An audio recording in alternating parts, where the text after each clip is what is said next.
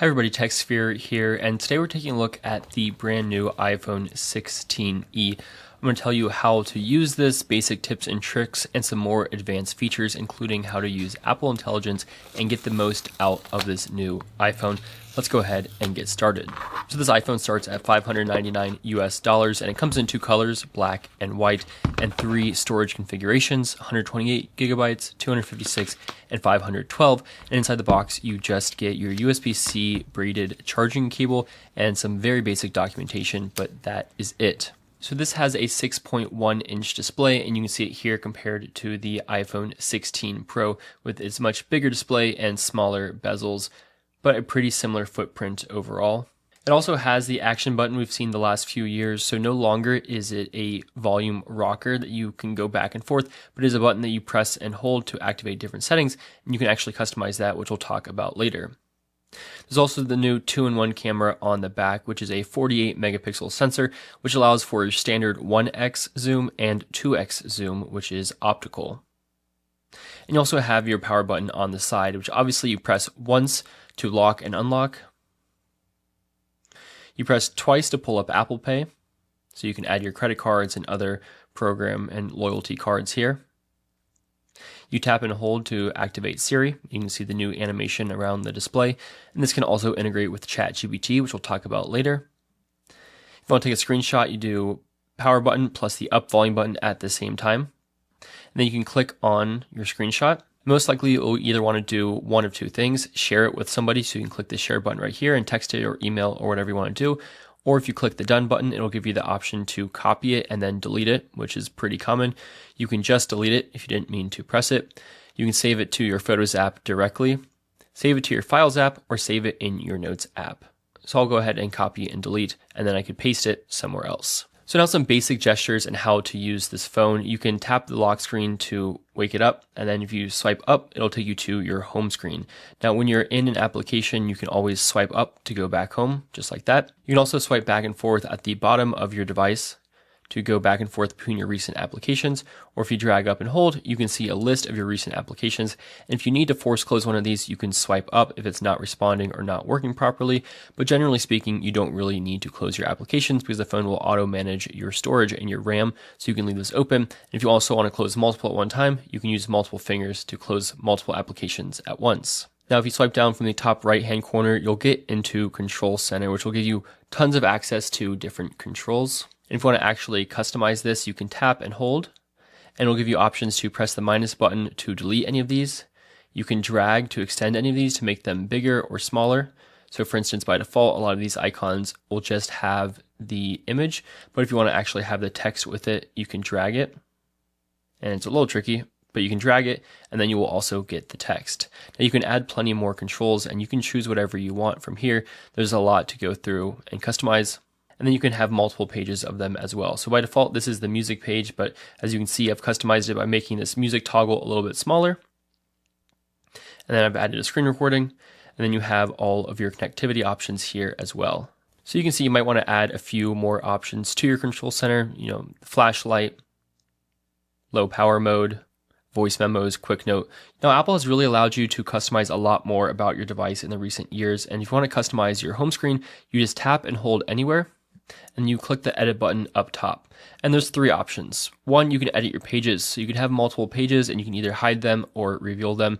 And if you want to start a new page, you simply drag an application to a blank screen, and there you will have a brand new page. But if you click customize, you get a couple options. You can actually make your icons a regular size or larger and remove the text underneath it, up to you. You can also choose to darken your wallpaper behind to create a little bit more contrast, which I think looks good with this particular wallpaper. You can also choose between dark mode and light mode for your icons, or you can tint them to any color you want, and it'll just add that color tint over the icons, which can be pretty handy, but can also look pretty weird depending on the application. So that's up to you if you want to mess around with that.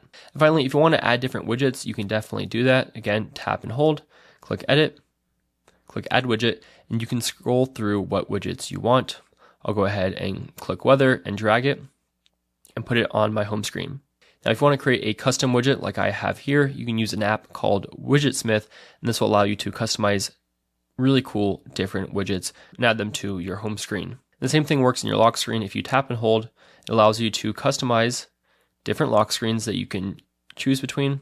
We'll go ahead and create a new one. We'll just choose this, and then you can customize what widgets show up by dragging and dropping and rearranging different toggles. So that's how you can customize your lock screen. You can also change what apps are at the bottom. So by default, it is your flashlight and your camera, but you can customize that if you want it to be different. Now, as I mentioned, we have this new action button on the side of your phone, which honestly is kind of underutilized in what you can actually do with it. So if you want to customize this button, you can go into your settings application. You click action button, and this will give you basic options to what happens when you tap and hold. Now by default, it is silent mode, which will go from mute to unmute. So I go into control center, I can see right here, I have this toggle. Now this is a toggle I don't use often. I pretty much always have my phone on the silent mode, so this is not a useful customization for me. I'd rather have it on focus mode. You can actually choose to go to a certain focus mode. I like do not disturb, but you can also customize different options if you want. And there's lots of other options if you'd rather get into something else more quickly. Or if you want to add your own control, you can do that here and choose between a bunch of different options. Or you can use a shortcut that you can set up in the Shortcuts app, which will give you much more advanced options. So you can see what these are here. I generally like to keep this on focus mode because do not disturb is probably my most used function. Now quickly I want to show you the camera settings. One thing that gets a little bit confusing are the icons up top. So these buttons up top actually only toggle between auto and off. You can't actually turn on anything from the top. So for instance, you see the flash here. What I can do is toggle between having it off or having it auto. Same for live photo. You can turn it off or you can turn it into auto mode and it will decide for you. And if I make my screen a little bit darker, you can see it's the same thing for night mode. I can either turn it off or let it be auto and it will decide for me. But if you want to go in and manually turn something on and have it stay on, you go down to the bottom and there you can turn live photo on. You can turn flash on and you can turn night mode to whatever value you want. But again, if you're selecting them from up top, it'll only toggle between off and auto. So if you want to quickly turn any of these settings off, you can do that from the top. But if you want them to definitely be on, you have to go down to the bottom, which is kind of just a weird design. I don't think Apple has done a great job with this design. And if you flip the camera around, you can see you also get two options. You get the regular and then you get a slightly zoomed out view, which you can see here, which is great for kind of group selfies where you just need a little bit more space. So you can zoom out a little bit by clicking this button. Next, I want to talk about a few Apple Intelligence features. So first you'll have to activate this in your settings application. So if you go into settings, you can go into Apple Intelligence and Siri, turn on Apple Intelligence, and then you can also scroll down to ChatGPT and you can turn that feature on as well. Now you don't have to sign into a ChatGPT account. So as you can see here, I am not signed in, but you can download the app and sign in. That way it will sync with your account. If you have it on a different device, it'll kind of remember some of your data entries and things like that. You can also see that there is a daily limit to certain things. And if you want to go above that, you will have to upgrade to a paid ChatGPT account. So you can actually use ChatGPT while you're talking with Siri by just asking specifically for that. So for instance, I can say, ChatGPT, give me an itinerary for a 2-day trip in Boston. And it will work with ChatGPT and just skip Siri altogether. And here you go. It'll give you some options. Now, another cool feature, which I actually like to add to Control Center, would be this visual intelligence. Now, visual intelligence is basically two different features. There is the Ask button, which will ask ChatGPT what something is, and the Search button, which will search Google. So for instance, I'm going to take a picture of these beats. If I do Ask, it'll probably give me a little summary of what ChatGPT thinks this is. And it thinks it's the Beats Studio Buds, which is close. These are actually the Power Beats Pro, but they do look like the Studio Buds. So you can see that this is great for things like trees. It might be able to recognize a tree or an animal or, a million other different things. And you can also follow up by asking more details like how much should they cost, things like that. Or if I go back and I click search, this one would probably be more useful because it's actually going to pop up with different search results on Google. And you can see that some of these look like them and some of them don't. But you can see this one does look like it. It says Power Beats Pro 2. Okay, I can see that these are indeed the Powerbeats Pro 2. So those are two different options you can do from Visual Intelligence, which is pretty handy on your iPhone. Now there's also a feature called Photo Cleanup. So if you go into an image on your phone and you click the three dots at the bottom and you click Cleanup, the first time it will actually download your cleanup. And so I'll turn up the brightness for this. So say I wanted to remove the car in the bottom left-hand corner, it actually identifies that already that as something I might want to erase. If I just tap it, you can see it did a pretty good job of erasing it. It was a pretty easy erase. You can see it's a little choppy right here, but it otherwise did a pretty decent job. Now say I want to do something really crazy like get rid of the Joshua tree. I could just do a rough little sketch over it. You can see it did not perfectly identify what I wanted. I'll go ahead and drag over those remaining parts. You can see it's doing a pretty bad job of getting rid of that. We'll go ahead and try to get rid of the rest of this tree. Okay, so you can see it is imperfect. Some things work better than others, but this is good for, if you have a photo bomber or something in your shot you want to remove. Some things work better than others. As you can see, this did a decent job with the car, but a pretty bad job with the tree, but that's fine because I would not want to actually remove the tree. So you can just see photo cleanup there. So anytime you have text, you also have a few other Apple Intelligence features with this little icon right here. And this gives you writing tools. It allows you to proofread it so it can check for errors and grammar mistakes. It can allow you to rewrite it with several different tones and going for a different feel. You can summarize, you can have it put into bullet points, create a list or a table automatically, and now you can also do compose, which will utilize ChatGPT to write something for you. And you can see it just crashed. So this is not perfect, but you can see several of those options right there. Now another feature I like would be in Safari. If you click this little icon in the bottom left-hand corner on your search bar, it'll allow you to show the reader, which will basically remove any ads and just give you a really pleasant reading experience on whatever article or web page you're on.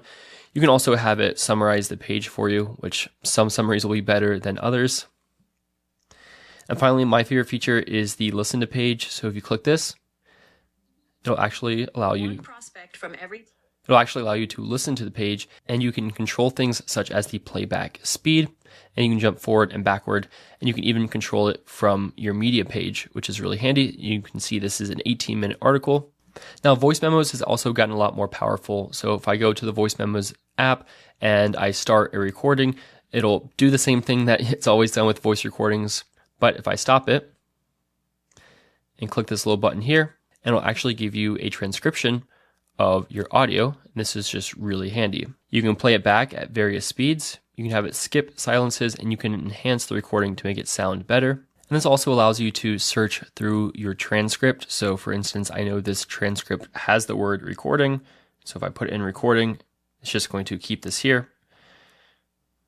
And you can see it has the word there. So that's a really great feature. I can also drag and drop this into a notes application. And there you can see I have the voice memo inside a note. I can play it, I can click on it, I can see a summary and more. So this is a really powerful feature now with voice memos for recording class lectures or a business meeting or anything like that, that you can have a really great transcribed audio recording that you can also bring into your Notes app. Now you can also start a voice memo directly from the Notes app by clicking the little paperclip icon and then clicking record audio, and it will start recording. And you can see there's a live recording going on inside this note, which is really handy. And there's a low preview summary. So that's a great feature that I love. Now in messages, there is a great delayed send feature. So I could say, hi, this is a test. If I click the plus button, I can do send later. And I can choose a date that I want to send it. And I'll click send, and then it will send it to the cloud basically, and it will deliver tomorrow at 9 a.m. And if I want to edit that, I just click edit, and I can either send it now, edit the time, or delete the message. So that's great. Now this phone does not support MagSafe, which is unfortunate. So it does support wireless charging, but not the magnetic wireless charging that pretty much all the recent iPhones have, which is a pretty lame feature. But you can still get cases for it that do support the MagSafe ring. So you won't actually be able to transfer any data or charging through MagSafe, but you can still use accessories such as this ESR wallet that I really like that folds up into a stand. and I can still connect this to a MagSafe wireless charger. It will just use the magnets to hold it steady. It won't actually make the charging any faster. So I'd probably still recommend getting a case that supports the magnetic ring just because that's really convenient, especially if you already have MagSafe accessories like I have. And I'll leave links to this case and this wallet in the description if you're interested. Now, another cool feature about this is that it does now have USB-C. So if you connect a USB-C cable to it, you can actually charge other small devices from your iPhone. So for instance, I have an Apple Watch charger here. So you can see I can charge something like my Apple Watch from this, which is really handy when you're on the go or maybe a weekend trip or something. But I can also charge my AirPods from my Apple Watch charger. Or I could just use a regular USB-C to USB-C cable to charge a variety of other devices, such as small accessories, headphones, Beats, a Garmin watch, things like that. So this USB-C port is really powerful for giving a little bit of juice to other devices on the go. So definitely something that I like to take advantage of.